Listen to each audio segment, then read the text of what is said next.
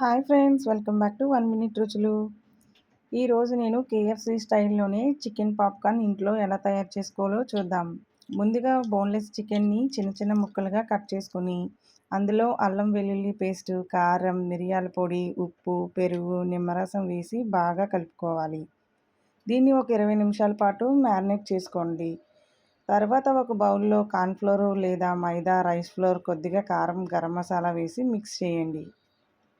ఇప్పుడు మ్యారినేట్ చేసిన చికెన్ ముక్కల్ని ఈ ఫ్లోర్‌లో బాగా మిక్స్ చేసుకొని కోట్ చేసుకోవాలి.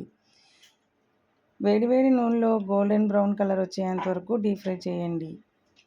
కరివేపాకు వేసి మరింత టేస్టీగా చేసుకోవచ్చు మనం.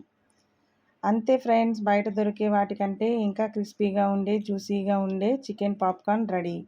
దీన్ని టమాటో సాస్‌తో సర్వ్ చేసుకుంటే చాలా బాగుంటుంది. ఈ రెసిపీ మీకు నచ్చినట్లయితే షేర్ చేయండి. ఇంకా ఇలాంటి రెసిపీస్ కోసం 1 మినిట్ రుచులు ఛానల్‌ని సబ్స్క్రైబ్ చేసుకోండి.